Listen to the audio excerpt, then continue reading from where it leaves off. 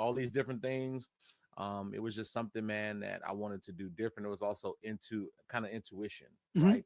I wanted something completely different. So, man, I sold everything, got rid of my penthouse. I had a nice penthouse in Atlanta, Georgia, sold everything, my cars, everything, booked a one-way flight to Nairobi, Kenya, man, and just was traveling for 2 years, man. So it was life changing. I love it. And Justin, you took me on the journey with you because you didn't go to Nairobi, Kenya and disappeared.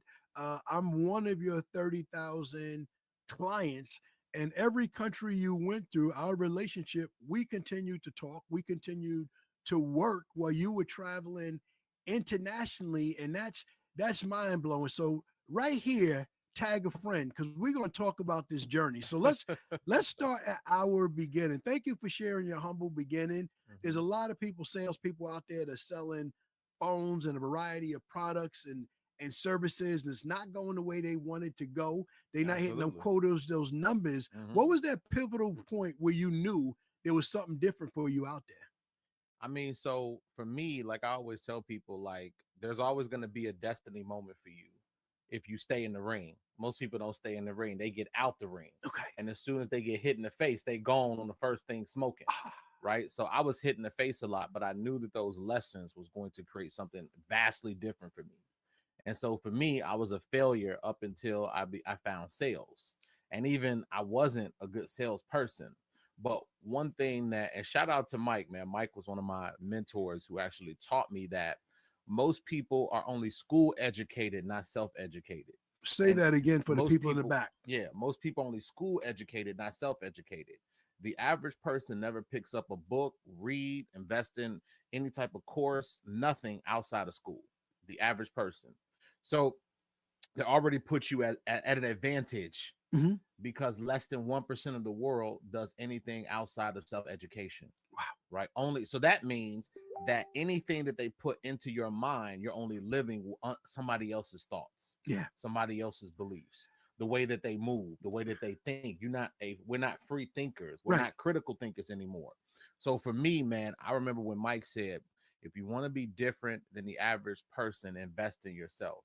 So when I didn't have any money, I would go to the library and I start reading books by Zig Ziglar. Remember Ziggy? Yes, of course. Yeah, so Zig Ziglar, Yes. Tom Hopkins, Yes. The Legends of Yes. Sales, right? Yes.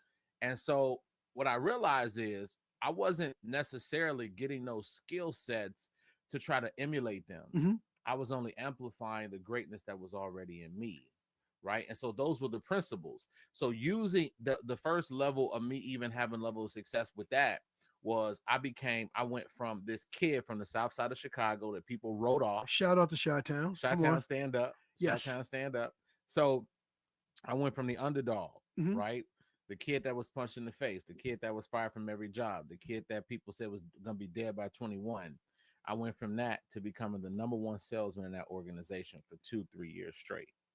And most people didn't understand that. Yeah. And that was without a college degree. Right. And so I used that as a stepping stone to be able to create what I've created now, which we talked about the 30,000 customers. But many people don't talk about the journey, right? And the path to get there. The journey is everything. So our journey, I got connected to you. So today, many of us are online. We're getting information, hopefully positive and profitable information.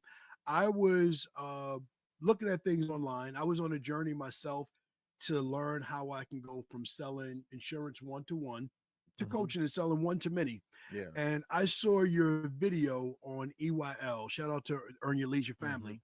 And when I saw that, I said, "You're the one that I'm looking for, Mm. right?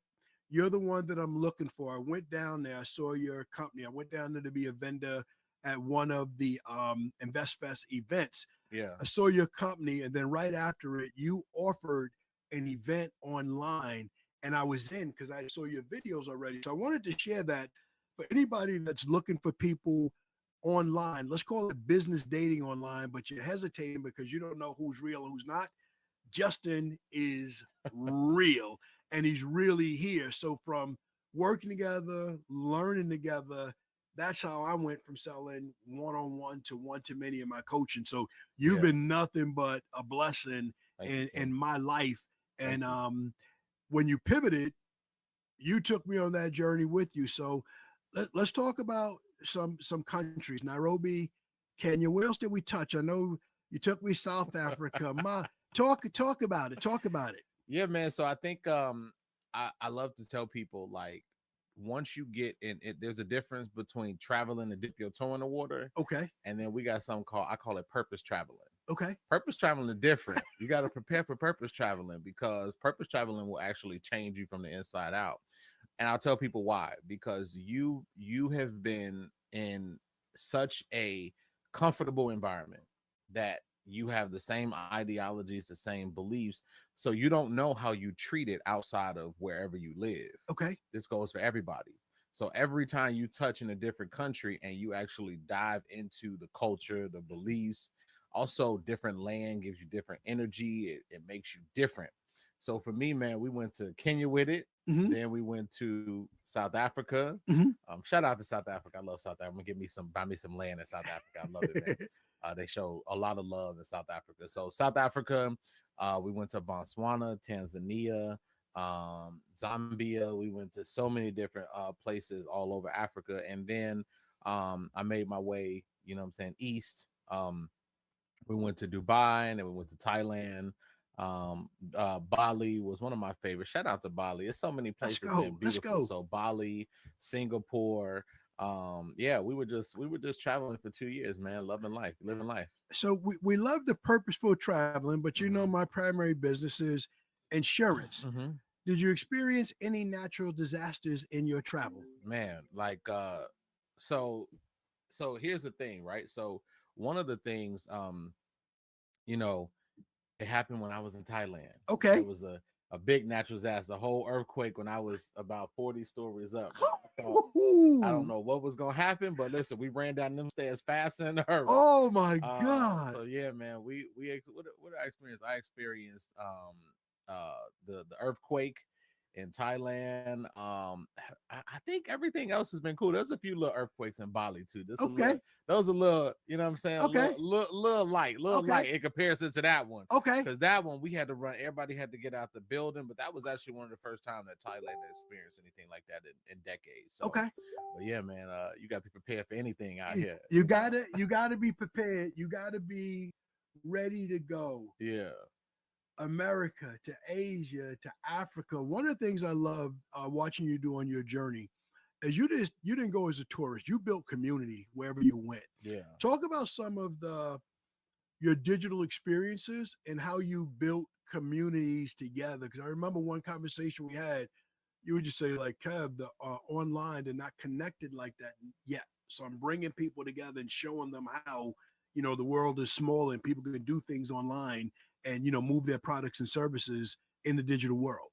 Yeah, I believe that everyone has a gift, right? And if you don't necessarily say you don't know what your gift is, you know what your passion is, anybody can turn that into something digital. Always tell people two things. Number one, if you don't have a digital business, right, you're going to lose a lot of wealth over the next 10 years. Ooh. Number two, if you don't at least have a piece of technology that you are building and not just consuming, because that's a big thing. Mm-hmm. Most people are only consumers of technology, not creators of technology. We are about to go through a crazy shift that unfortunately, not a lot of people are prepared for. Mm-hmm. We're about to go through think about like most people weren't even prepared for the industrial age, right? Where factories, jobs were decimated in places like Detroit, right? And made it what it is today. That's what's about to happen. We call it the great revolution of technology, where we know technology runs our daily lives. The average person consumes six to eight apps, right, in form of things like Slack. We use in all of these different things every single day. Well, now we're going to go through what we call the AI robotics revolution. Okay. Right. Where there's going to be in the next 5 to 10 years more robots than there are humans. Okay. And they're starting to kind of trickle in. Like I got it as soon as I got off the plane, Kev, I came from my last place I went. I also missed Tokyo, Japan. Okay. Right before I came to back to America after 2 years, the last stop for my birthday, we went to Tokyo. And as soon as I landed, right, I'm based in Atlanta. I'm from Chicago, but I'm based in Atlanta. When I was in Atlanta, there were driverless cars all around. Mm. right? The company Waymo, who's doing really, really well, $1 billion company right now. So driverless cars. Then I see the little motorized robots Okay. delivering stuff. So, not to say this, like people always say, well, Justin, are you advocating Right. for job Right. decimation? No, there's going to be newer jobs. There's going to be new industries. Change. The people don't Change. like change. Revolution. Change. It's Yes, going from, you mentioned manufacturing. Well, we went from agriculture to things that work the crops. We went from horses to transportation. So exactly. change is a part of life. So I'm with you in advocating preparation for change. You Yeah. know, Most people don't like change. We right. love comfort. We Yes. love these boxes. Yes. We love just to think this way, do this way. Like we love that. Yes. Not realizing that we have robotic thinking in some instances, right? Yes. So the ideology that most people have to prepare for that's coming is and you once you have that idea, you Mhm. mix it with this idea and life becomes different. And it is this, and I say this on every single show I'm on because I want to plant this seed in everybody that's watching. We're living in one of the greatest times in history. People Yes. always hear me say that. Yes. Despite everything that you hear, despite what life throws you, despite what may be going on, if you take on that ideology, life becomes completely different. Yes. Now let's break that down for a second. What Let's do I talk about it. mean Break it by down. what Break do it I mean down. by life is like you're living one of the greatest times of history? Well, the playing field has been leveled, Kev. Okay. It used to be that only the good old boys or the good old women could sit at the technology table Hmm. and create something great. You would need millions of dollars to be able to do that. Nowadays, you have a cell phone, and if you can get your hands on a laptop and an internet connection, right, you okay, as Right. long as you figure out the systems, the processes, the mental models of how things work. See, there was a point in time, Kev, where me trying like for 3 years, I didn't make any money online. Okay. But I didn't, just like I told you, I just took the punches in the faces, the money losses, whatever it took, and I started building systems and Hmm. processes Hmm. of how things work. Hmm. Because see, most people when they experience failure, the challenge when they experience failure is they don't do anything to correct the failure to turn them and transform that energy into wins instead of losses. Right. They just take the L's Right. and they keep taking the L's. Well, I like to say when you take the L, I take L's as lessons, not losses. I Yeah, never lose. Either I they're win lessons. or I get a They're lesson. lessons. Yeah. I win or I get a lesson. But let's stay there for a second. Mhm, We're talking about the travel journey, mhm, the financial journey. There's some people in many aspects of life that's doing okay today, maybe better than mhm, okay. They're doing well. mhm. And you talk about this transformation. How important is it for them today to invest in themselves for tomorrow, even if it's invested in their knowledge so they learn where it's going so they can pivot and they can be prepared for what's coming next? Yeah, so let's talk about what's coming next and what you need to like the direction that everybody needs to go down. So the it's so important for this next AI, next evolution of Hmm. AI, Hmm. because AI, we know it's everywhere. Most Right. people, even my mother, know about ChatGPT now, right? That's how fast it is. It used to take ideas like 5, 10 years for somebody to realize something. Now, you know, everybody knows what ChatGPT is. Everybody knows what AI is, or majority of people. So now you have a couple.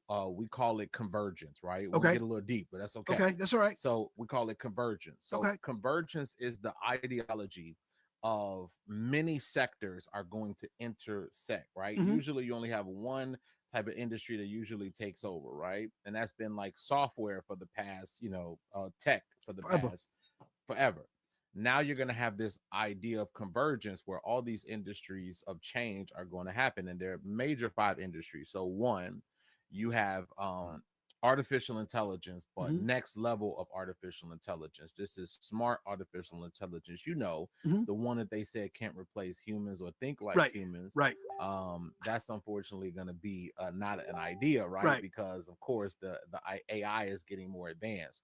Then you have robotics, Hmm. right? So the robotics industry is set to take off, right? Hmm. And so that there's going to be more robots than humans, right? And that's really what, without going too much on a tangent, Gotcha. that's really what this whole like too much politics, right? Where most of it of what's going to happen, especially in America, is we're going to go through now a manufacturing revolution where all the manufacturing kind of companies are coming back here. The only challenge is it's going to be mostly robots that are doing a lot of that work. Okay. Right. So we have to start to think in different models. So robotics is second. The next one is the energy sector. Okay. So we're going to go Big. through an energy revolution.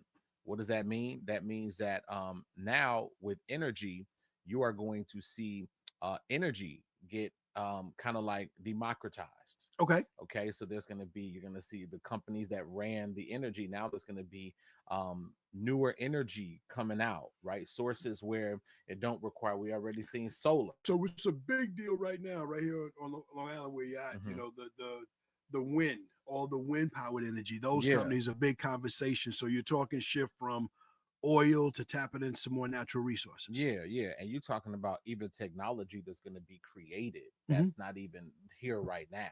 Okay. Right. So you're going to see even natural. So you're going to see the democratization of even energy. Right. And then you also have biotech. Okay. Right? So biotech is more so in the medical space. So, you know, that medical space is about to really be disrupted. Right. Because again, all these things were not ran by us or led by us. Because of the creation of what we're building, it was more so that a couple companies had a certain power play. Right. Now we're entering into the technology revolution, and I'm excited about it. I don't know about you, but yeah. I love it. You know, I think we're all creators. You talked about everybody having gifts, so everybody can tap into it. But I don't want to break you. You are at 4 of the 5. What's the 5th concentric circle that's coming in the middle? Yeah. So, well, it's really, let's just say even 5 is 5. We're gonna add an extra bonus. Okay, 6, let's go. But number 5 is digital currency, where obviously most people have heard of Bitcoin, but I don't think most people Bitcoin is just the surface kind of surface, right? We're gonna get to a place of digital wallets, right? Where people always talk about, you know, because they don't study futurism like I do. They talk about, oh, the dollar this and dollar that, and you know, it's going down, and you know, and it is. But however, they don't care because most things are about to turn into digital wallets. And that becomes a problem for the banks because, which they've always tried to put so many laws on it anyway, because of the fact that me and you can do business together without any third party. Right. Right. So if I can just go ahead and pay you, right, with a digital wallet, I don't have to necessarily need a third party. It's not passed through the bank. I mean, literally, I sit here with you right now. I don't have a green dollar in my wallet. Yeah. Now, I can do a lot of things digitally, Yeah. but I don't have a green dollar in my wallet. And that shows you. And most people will tell you, I don't have cash. Yeah. You're not broke. Yeah. You just aren't using it anymore. Yeah, exactly. So we're gonna see the rise, and that's why I tell people get ready for even digital currency, because we're gonna be doing all types of things. And then my last one that that I love will obviously is software and apps, right? Okay, let's talk about it. Software and apps is something that I've been doing. We built our own tech company, Maestro, and I just believe that there was recently I was watching this interview from one of the CEOs of a big company that does, you know, like it's called vibe coding. Okay. Where obviously, you know, you take like an idea, now you can take it and turn it into a software app without necessarily needing a whole development team. So I was watching the CEO and he said something that just was profound. He said, listen, we're not competing. We now know how to use AI to write code, right? But he said something powerful. He said the next couple of years, that's not the competition. The competition is trying to get to a place where you can put in, say, one prompt, one line, and it does everything for you. It hooks up your domain, it hooks up your website, it hooks up everything from just one command, right? One thing, right? And so what's going to happen? But I think a lot of people, you know, marketers, I just said this online. I said marketers and people love to be like, this is dead, that's dead. Yeah, you no. And I'm like, listen, there's still so many problems to solve with technology that we're gonna need apps, we're gonna need software. So if you're watching this, right, if you are watching this, I'm just here to tell you, why can't it be you? There's so many there's so many challenges with technology that still need to be solved, that are not yet solved, right? So let's stay there for a second. A lot of conversations go like this. We're going to wrap this podcast. We're going to get a nice lunch somewhere. Mm-hmm. And the conversation comes up in small social settings. You know what they should do? I like to say when people say that, that's your idea. Yeah. You know what they should do? That's your app idea. Yeah. How do you respond to that when you're looking at any business situation? You've been all over the world, from buying food to how you traveled, and people say they should do that. Do you feel that that's their idea, that they should think about how they should be working with someone like you to create the app that does that thing I'm pointing out? Should water still come in a glass, or should it come in another way? What do you say to that person that's an idea person? They have these ideas. Mm-hmm. They're where I was 3 years ago. Mm-hmm. They want to learn how to sell online. They want to get into space. How do they go from exactly the words I want to use, ideation to activation? I like that. Ideation, activation. Well, the first thing is, and this is this is where people call me a coach, right? And you're my coach for sure. Yeah. And you've been on my calls. You know how I talk it. I keep it real. I'm always tell you the truth. The biggest thing is people are sitting on ideas, and the main reason why they haven't executed is because of the fear that is within. They have so much fear, they're riddled with fear, that's why they don't take any action. Mm-hmm. Right. And so there comes a point in time where you have to be strong enough. Nobody's coming to save you.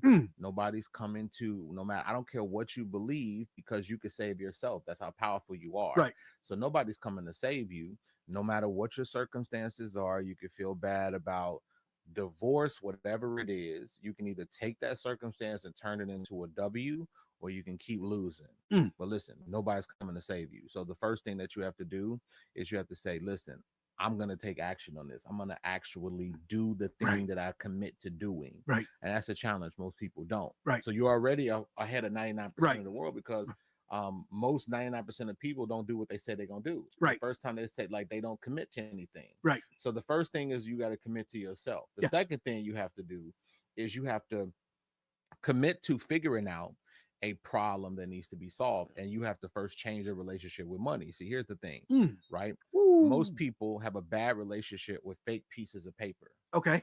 They have a bad relationship with fake pieces of paper. So the fake pieces of paper run their entire lives.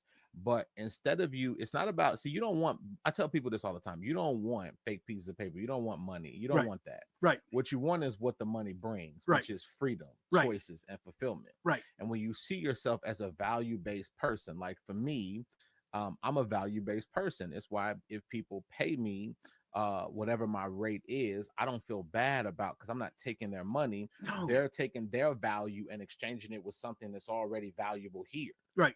You get what I'm saying? Got you. That's different. Right. That's a different perspective than trading time for dollars or trading time for a difference. Right. So when you pay me, I'm not looking at it as, oh my God, I'm taking their money. No. You pouring your seed. You basically taking something of value that you created, and you're putting it here, and I'm going to give you value in exchange. So you have to solve a problem. And the thing I love about the internet that I saw, and that's why I helped you with, I said, listen, the internet has no borders. Right. Yes. Right. Right now, wherever you're selling, if you are only operating at a local frequency, right, you're capping yourself. Yes. The internet is a place that still is, that gives you access to millions upon millions, billions of people. Let's just say, but they're not all, billions are not your market. Let's just say millions though. Okay. Whatever market you're thinking about going into, millions are accessible, right? And all you got to do is figure out a system and a vehicle, which let's talk about that next. So once you figure out a big enough problem to solve, which there's, I'm gonna just tell y'all, I don't stop listening to people that tell you everything is competitive. You know why people tell you stuff is competitive? Because they don't want you to come over to their lane. Exactly. That's why they tell you. They be like, no, don't compete. Right. Like they lying to you. Yes. Straight like that. Everybody, and the reason why I tell people, they be like, Justin, there are some competitive markets. Yeah, most people don't think outside the box to expose what the problem that's not being solved is in that space. Right. So I have a different ideology, which is why I win. Mm-hmm. My different ideology is, listen, I'm going to go into this market. I'm going to figure out what the problem that's not being solved over here. I'm going to carve myself what we call a lane. Yes. I'm going to focus on this market, right? Oh, we cooking, Kev. You got me coming. Come on now. I'm putting gas on the fire. We Look, just starting. we had to get the gas going. That's it. Right? That's it. So if you can, everybody here, you're not trying to go out there and compete with everybody, because if everybody is your customer, nobody is your customer. Exactly. So what I do is, how I've been able to win is, I go over here and I say, let me carve a lane that's right here, a Yes. specific market. Yes. Because if I can go after a specific market, I could take something that's working and I could basically bring it over here and win. Let me give you a case. Let me give y'all a Let's case talk study. about it. Let me give you a case study. So there's a few technologies. There was a woman, and she, when the AI, this was a couple years ago, as the AI revolution was happening. Now she's an attorney, right?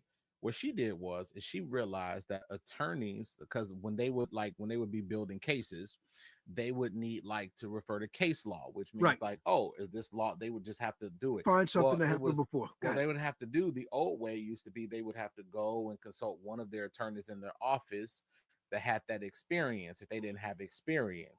So it was a very like really, really like repetitive situation, repetitive task. Here's what she did. She created an AI sort of software that actually put all of the company files, all of everything. So then the attorney, very simple concept, can go back and just refer to the case law AI assistant. Yes. Right? Yes. Crazy, simple idea. Yes, I get it. Well, another company said, you solved a big problem, because we think that so many, this, it has to be this world changer technology that nobody has ever seen. That's the fastest way to poverty. Yes. Right. But she took a simple concept, took that idea. She was purchased for $500 million only 2 years later from that simple idea. 0 to 500 million 2 years later. Yeah, because when you solve a big enough problem, people, they say, we got to get them. Yes. We got to get them off the market, because they either too competitive or we want their company. Yes. Right. So that's one.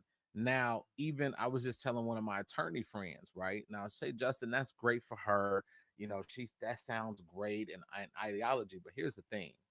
I said, you can do the same thing. But now here, since she solved that problem, what if you took that same exact piece of technology, created your own, used the platform?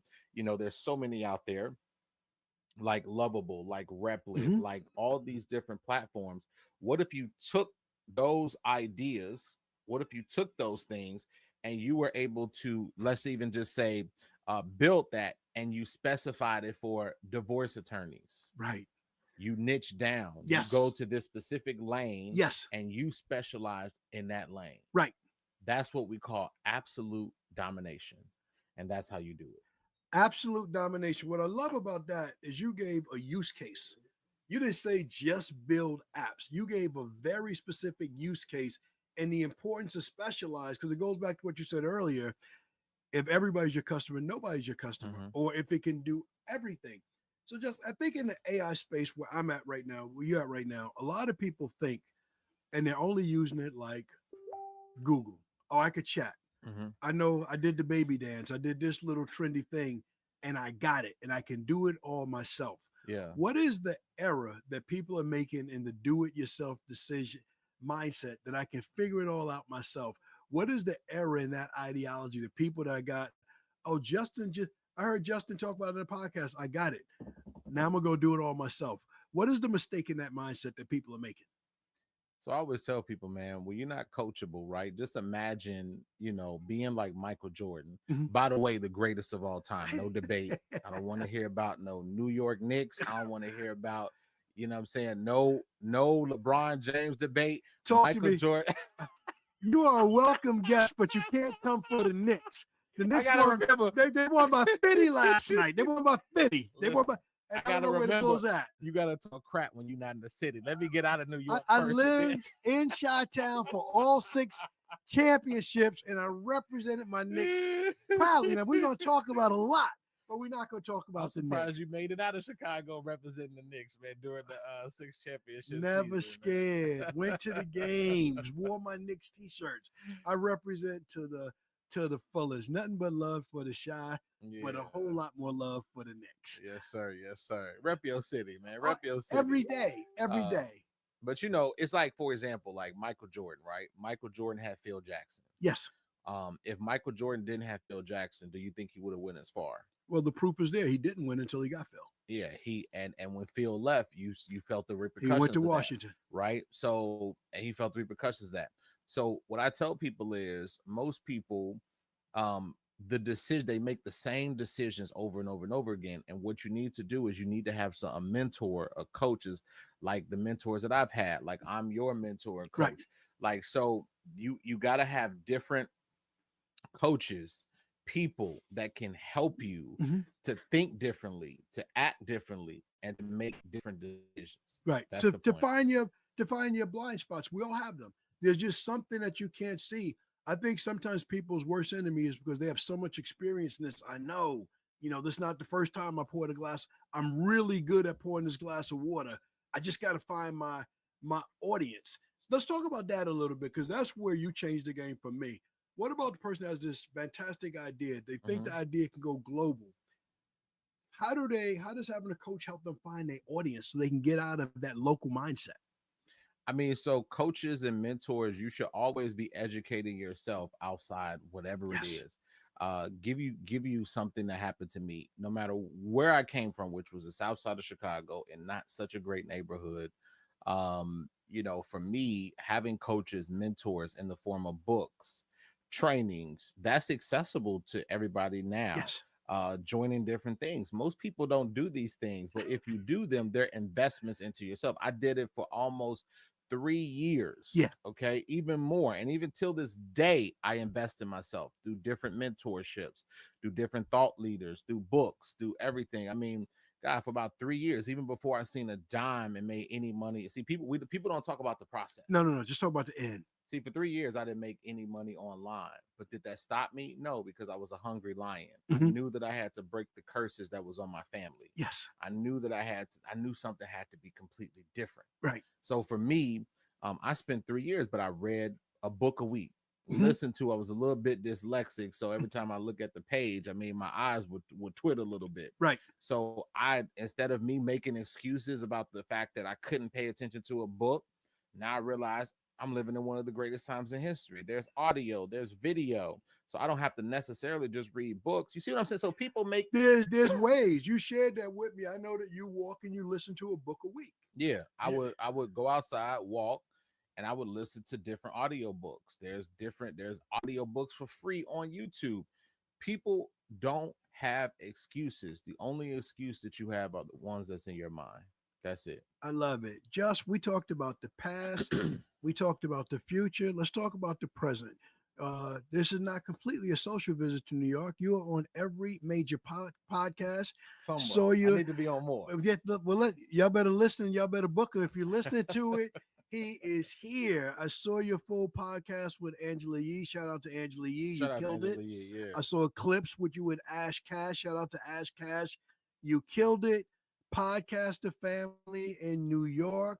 MG, the mortgage guy. If you're looking for somebody to come through, my man Just is in town for a day or two. Holla at him. Your audience is Yeah. like that. Talk to him. But talk about what you're doing online today. Today, you are talking to people. We dived a little bit, but very specifically, you have some offers where people can have the opportunity to learn from you how to not only create apps, but take the apps to the next level. Talk about what you're working on right now in the precious present. Yeah, so we're still building. We have a company called Maestro. Maestro allows for people to host their courses and memberships, and now we're changing it over to AI-driven membership platform that we're releasing in a few months. We were working on. But what happened is over the last couple years, people would always ask me, Kev, like, "Hey, Justin, can you help me build a software? Can you help me build an app?" And at the time, it was complicated because Okay. you had to hire a developer. That was, $10,000, $20,000. You had to hire coders and testers and so many different things. Well, about a year and a half ago, 2 years ago, and I was traveling, wasn't all sitting on the beach and sitting pina coladas, kid. You know what I'm saying? Some of that we was working. We was Yes, working yes, because yes, yes. some had to fund the I travel, got you. kid. I got you. So I was one day just sitting down and I was working, and I was like, I want to crack this code of not having to hire somebody, but actually use AI to code an app. Okay. So I took an original concept. It was a problem. Let me just give y'all this because this will take you guys through my mindset. So one of the things that people love is writing books, right? A Okay. lot of people want to become authors, and so they write books. But the process with that, let me take y'all through that. The problem with that is people have a problem with book writing. They have to hire a publisher. They have to hire a grammar person. So now AI is pretty good at writing, right? Hmm. So what I did is I decided to create this app called Studio Book, which Okay. basically you record your voice. It's studiobook.io if you guys want to check it out, so you guys know it's all real. So we took this concept and we decided to you record your voice and essentially you answer a few questions and it spit out a 100 200 page book based on your story, right? So I use AI to create that whole book software, and I did it in a few months and it blew my mind. And that's when I started hosting workshops, because see, people use excuses. I was hosting Kev. I wasn't hosting waiting until I came back to America. No. I hosted a workshop in Bali, Indonesia. Right. Now let's talk. Now I saw you. I'm following you online. I'm talking to you every couple of weeks. Yeah. Most people have a mindset. I'm gonna work hard. I'm gonna put in 40 years, put in the name of your company. I'm gonna save a couple of dollars. Then I'm gonna travel, and I'm gonna spend all the money it took 40 years to make. You didn't do it that way. No. You traveled. You lived abroad. You didn't stop in these places. You lived abroad, and you continue to generate income. Yeah. Talk about that mindset and the importance of being able to do that. Yeah. The old way is, get a job, work that job for 40 years, retire, and hope that you have enough to get by. I don't subscribe to that thinking anymore. And let's even take that for entrepreneurs who also still are following that. I'm gonna stay in my business. I'm gonna be miserable, absolutely hate my life at the end of the day, and then one day I'm gonna pay everybody else. I'm gonna not get paid. You get where I'm going, Cam? Look, I know I'm stepping on some toes. Let the church say amen. We're gonna step on some toes today, because we are about change, and we ain't coming light like we used to. We coming heavy, right? So one of the things is I'm gonna work this gig. I'm gonna pay everybody else but myself. And at the end of the day, I have nothing to show for it. That's the old way of thinking, right? The new way of thinking is I'm going to think in terms of abundance. I'm going to build something that has this amount of problems. I'm going to go online. I'm going to reach my audience because I'm going to leverage other people's platforms, which is the best way, by the way, to actually get customers, right? Just like I'm on here and different people from your audiences. There's so many different ways to get customers. The one thing I've learned, I teach all my students, is that there are so many ways to get customers. Yes. Back in the day, there was only a few. Yes. There was posters and media, and you had to have a big budget to go on television. Listen, now the people are the media. Yes. You get what I'm saying? Yes. I can post something online and it be viral in less than a day. There is no, I want your people to hear this. The only excuse is the one that you create in your mind. That's it. That's all. That's it. Okay. Now the barriers have been dropped. It doesn't matter who you are, what background you're from, where you're living, where you grew up. None of those things matter. What disabilities you have, whatever it is, right? Because you could touch other people, right? Because if you say, oh, I can't work. Well, listen, there's people who will listen to you online, right? There's people who will touch you. There's also so many different technologies, right? It doesn't matter what's happening. Here's what I'll tell you. Okay. You can leverage the power of online and you can leverage the power of the internet. You just have to be able to think outside the box, get outside of your comfort zone, and be able to have a mentor or coach to help you to go there. I love it. The only enemy is the inner me. And so we took that and we built I took that I started coding different. We had a small miniature conference in Bali, Indonesia, somewhere I'm not from. And then I started realizing like this was a movement and people start asking me. So we started apps built with AI, which is my company right now. We are almost trending towards 1,000 people in that program now. The community is hundreds of thousands of people. And they're building some life-changing stuff in that program. And it's even, it's not just about making money. It's about making change and to see people's lives financially change, to see people create technology that, that I'm like, wow, I didn't even know you create technology around that. It's powerful. So stay here for a second, Josh. I'm trying to land the plane, but there's it's traffic down there. Air traffic. We got to circle. We got to circle. We got to circle. All right. Talk about the power of community. So 2 things I want to come back to. You hosted an event in Bali, Indonesia, where you're not from. Yep. I've done 2 events in the last 6 months, both local. It's a lot of work to put together an event with all my local resources. How do you build community to host an event? That's question number 1. Let's stay there because the next question is bigger. So how do you do that when you are, I don't want to say visiting because you wasn't on like a 3-day cruise, you were staying there.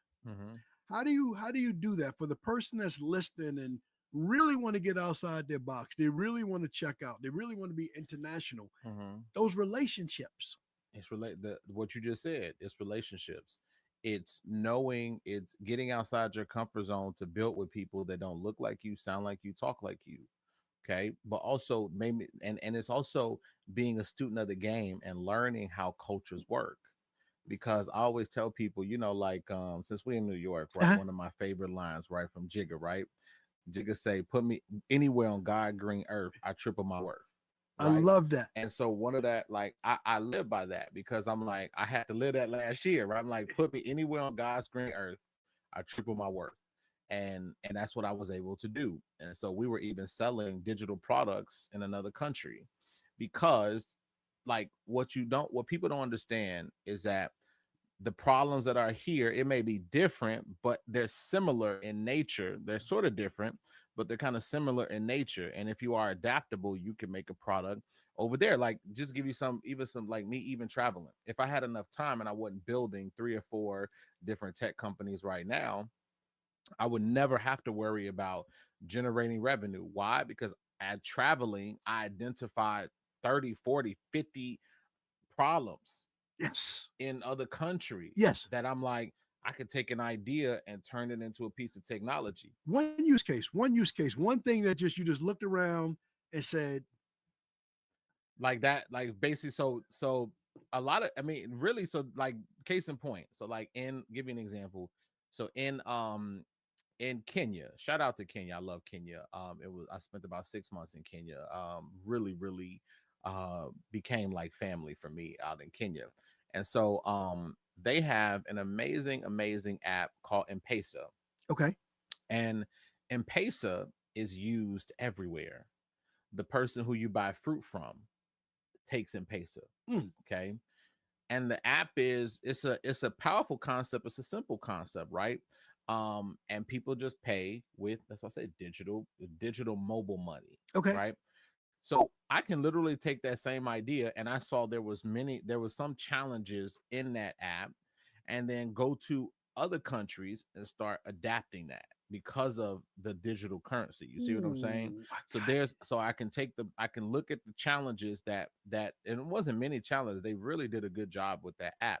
But I tell everybody, there's always challenges. There's something that we're gonna come across today, and you just see it. I just wanted to pick at that. Okay. Building community internationally, we got that. Masterminding. This is something I experienced being part of your coaching group. How important is it to join coaching groups, to be in a community of like-minded people that's also on a journey to try to build something great? Yeah, it is. So outside of coaching, masterminding is the most profound thing I've ever done, because you get to take somebody else who have figured out something, and then you get to put your brain cells with their brain cells, and then it creates new neural pathways in the brain. So you get to think differently. So that's the most powerful thing that you could do, is mastermind with other thought leaders and other people who think differently than you. So I'm always masterminding with people outside of travel. I love it. I rest my case. What else you want to share with the people? I rest my case. Your Honor, that's all I gotta say. Like that's all I have to say, man. But give some thoughts. Anything that you wanted to share that I didn't ask you about? I started with a blank sheet of paper. I'm gonna say one word. React to it. Transformation. Transformation, man, is one of the keys that everybody needs to go through. We're always going through different levels of transformation. So what most people need to do is have intentional transformation. And what I mean by that is actually be addicted to having different versions of yourself come out. And so Ooh. people have transformation by life, where life either force you to be transformative, but instead of reacting to life, you need to be intentional about transformation. Mhm. Actually pour into yourself, into your growth. Like I say, the average person don't do any type of personal growth. The average person don't do any type of transformation, right? And so be intentional about that and just watch your life just completely transform over the next 6 months.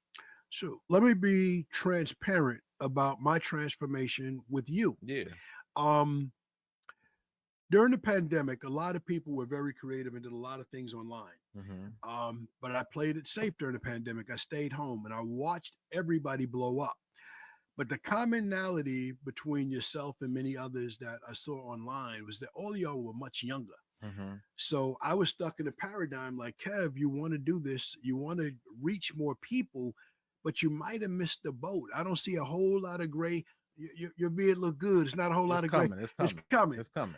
So I didn't see it, but joining your group and just learning the fundamentals of the game, that was the enemy.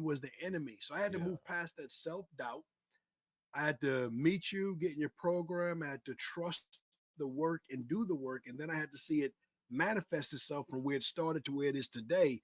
But most importantly, to where it's going. So that's my personal transformation journey with you of getting out of my headspace and realizing there are a lot of seasoned people out here with salt and pepper in their hair, in their beard. I'm a little bit different. This is all black. This is all salt and pepper.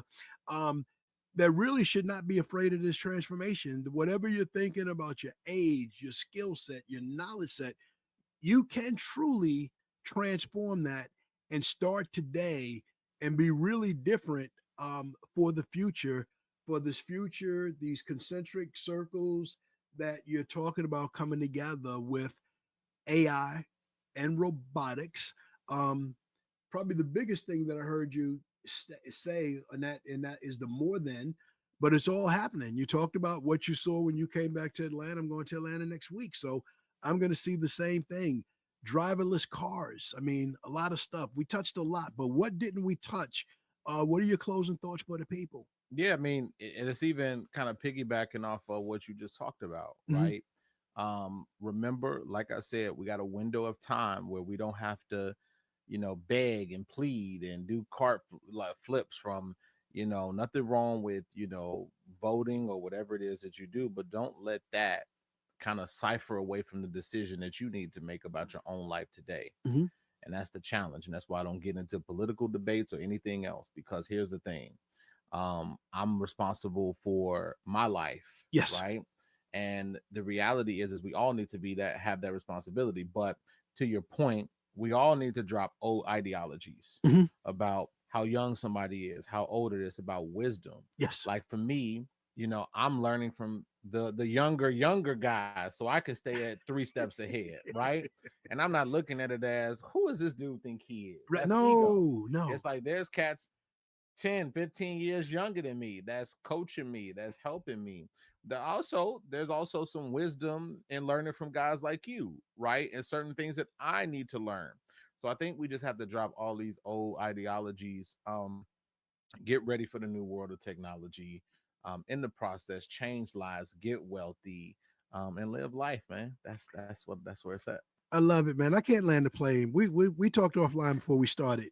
We're gonna taxi in the we're gonna taxi in the airport a little bit. Um, you said in order to move to the future, we got to let go of the past. Yeah. Is any of the old stuff that we knew and loved in the past, is any of it gonna come back? I don't think so. I mean, I'm looking at television, broadcasting versus podcasting. Television cannot figure it out. They've pretty much given up on creating new programming. Mm-hmm. Um, Premium channels that we used to love have given up because it's all this is the content that people want. People want real content, and people have to be telling their story. So letting go of the past, how important is that for people to let go of the past because it's not coming back in order to prepare for the future? Yeah, I think in this day and time, you have it comes back, but it comes back in a more like bigger form, right? Like I mean, think about in the 80s, right? We was bumping cassette tapes. That's Mhm. just audio. Now it went from, I mean, like, Mhm. look, I'm not that young to not remember that I had a cassette tape. So Yes. I ain't that young. Okay. So I had a cassette player and that thing was this big, Yes. right? Then that transformed into, now my era is the CD player era. Now Yes. that's where everybody, their mama had a CD player. Yes. But see, what most people don't talk about is you had the CD players that had the 15-second skip protection. So you was excited if your thing didn't skip for 15 seconds. And on the bus, when we was going to school, at the 15 seconds, that thing jumped every 1 second, right? So we was excited about that thing. And then it evolved, right? It Right. was still audio, but then it went to skipless. You had a skipless CD player. That was the selling angle. Wow. Wow. Skipless, Wow. right? That's how, big. right. How silly that sounds now to not have a skipless CD player. And then there was absolute what we call unequivocal technology revolution. Mhm. And that's when Apple came out with the Mhm. iPod. Mhm. The first version was a little bit big, but imagine having 1,000 songs on this one device. Big. It was unimaginable. Yeah. Same sound, same audio version, just a different technology form. So I think we're going to have similar forms. I just think we're going to go through this technology revolution that's going to be different for a lot of people, and they can't fathom what's coming. I mean, imagine this. Let's even take, we didn't talk about biotech for a second, Okay. but in the future, this is coming in the next couple of years. I was just telling a doctor friend in Kenya this. He's like, he asked me a question, right? He came and I did some blood work for some health tests. And he said, man, I looked up, you had sent me your website. I was just doing some research on you, man. He's like, you're a smart guy. And A little bit. I said, a little bit. I appreciate it, King. And I was like, what's your question, man? He said, and it was a genuine question. I love these questions, man. He said, how do I, as a doctor, get ready for the future? Ooh. And I never thought a doctor would ask me something like that. And he said, how do I, as a doctor, get ready for the future? And I said, you want the real answer? Mm. And he said, yeah. I said, well, here's what's coming.